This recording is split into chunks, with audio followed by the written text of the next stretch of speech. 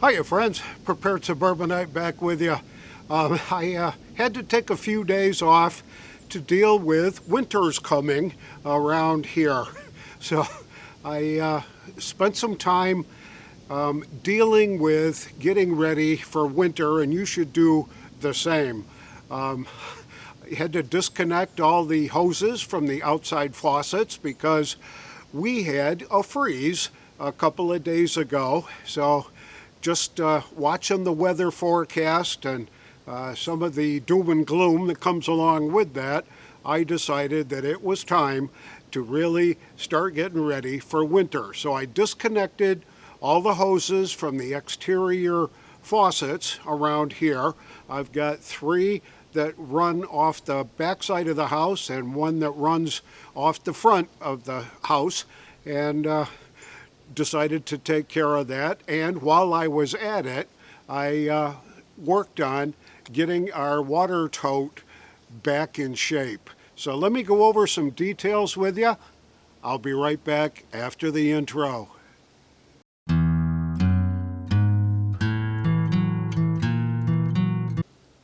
So first things first, this is a 275 gallon water tote, and it fills with rainwater that I've diverted from our downspouts and gutters and all that into here.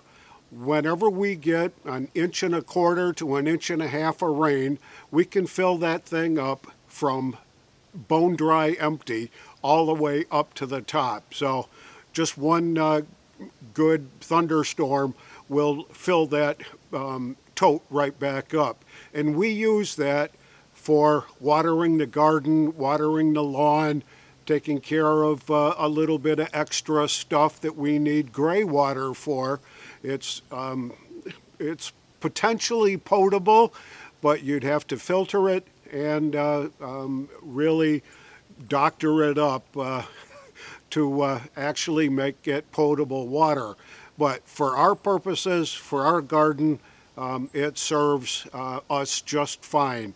So what we did, we picked this thing up probably 5 years ago, and I had been watching a series of how to set up water totes and do diversion, downspout diversion techniques and all that. And I hit on a series that LDS Prepper did.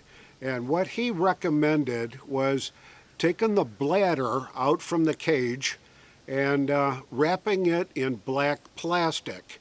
So my first attempt at that was using 4 mil black plastic, and that didn't even make it through the first summer season.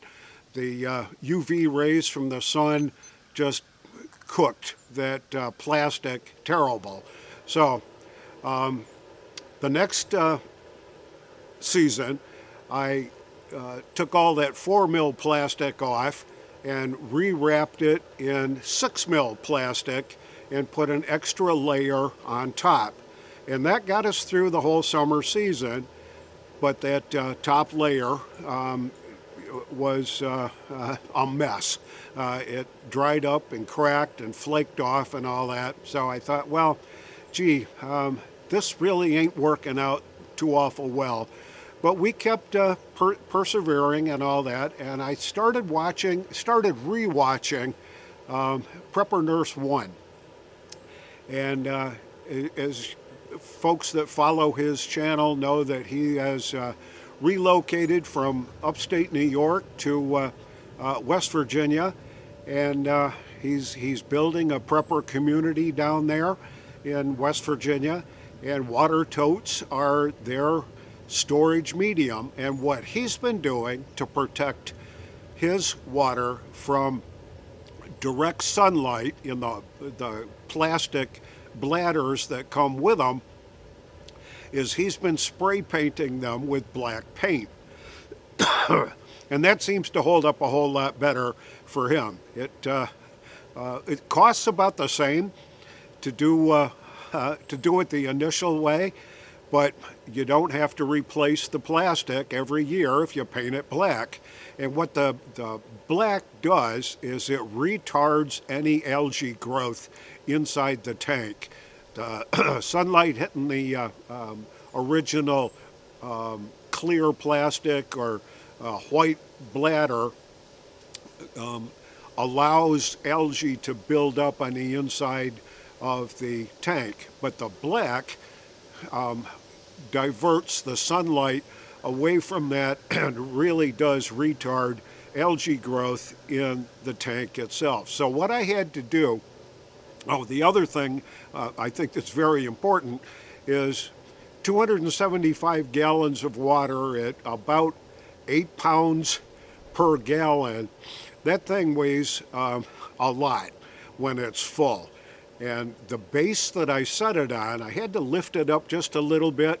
I set it down on the ground and put a couple of cinder blocks in the corners on the base, and they sunk into our soil. And our soil is mostly clay. So as the weight of that, it started tipping off to the side. And this year it really got bad. So I had to dismantle the whole thing. So I took emptied the tank and tipped it over, pulled the bladder out, took all the old 6 mil plastic off of there, and my wife and I spray painted all that black, took 3 cans of flat black spray paint to coat the whole thing. Didn't do the bottom, but I did all the sides and the top and an extra coat on top. And we reassembled that. I rebuilt the base because the base had some of the boards that I used in the base were starting to fade away pretty bad. They were getting rotten. And so I replaced a couple of the base panels in there and a couple of the supports in it, and put new steps on here, which is just regular 5/4 decking material that's pressure treated. And then I put a coat of stain on those to preserve it. So rebuilt the entire deck.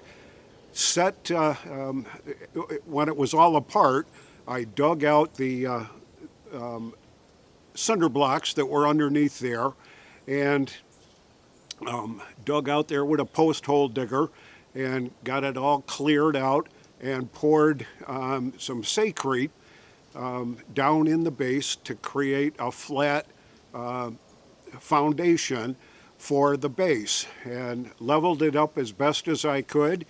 Let that set for 3 or 4 days, and I could put the base back on there, put a couple of cinder blocks in there, got it all leveled up, put the tote back up on there, got the bladder back in the tote, flipped it up, leveled it, got it just the way it needed to be, and now we're ready for next spring.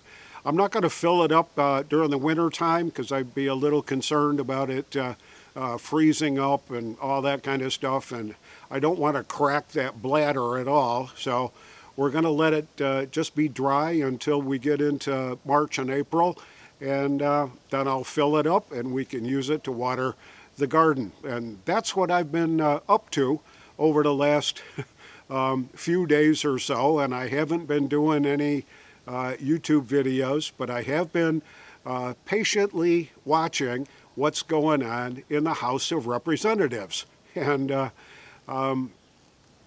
it does appear that we've got a solid lock on the Senate. We certainly do have Donald Trump as our president-elect, which is really good news.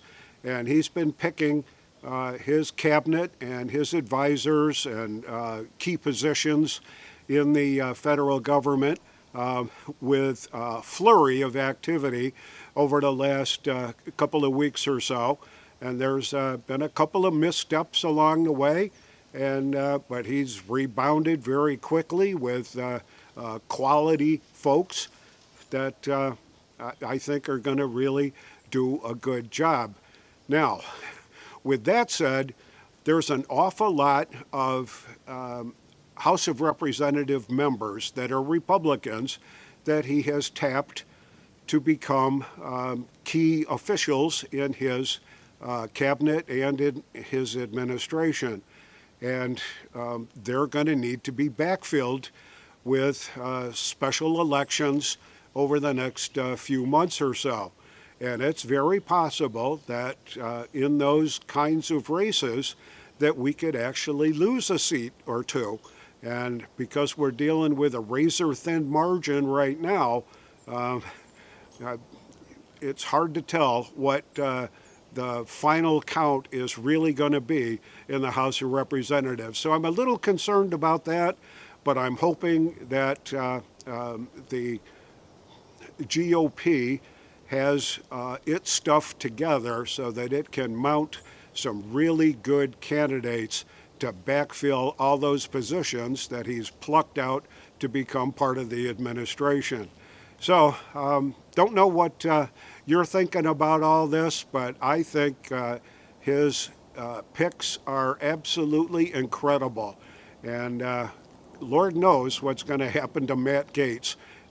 He's not going to take his seat in the next Congress, so that's going to be one of those backfilling positions that's going to need to be voted on in a special election in Florida, and there'll be other places around in New York and this and that.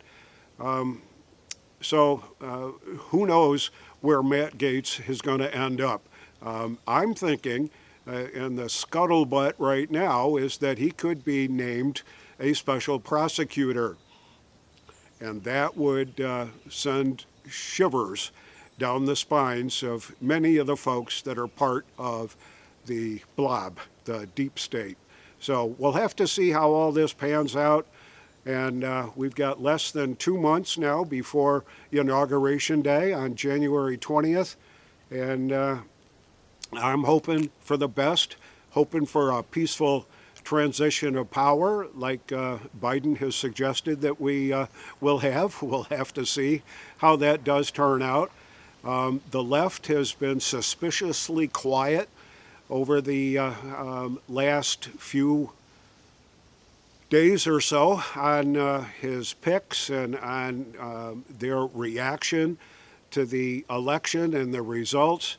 But I suspect that they are right now trying to regroup a little bit to try to figure out exactly what direction they need to go in. There's a lot of infighting on the left-hand side.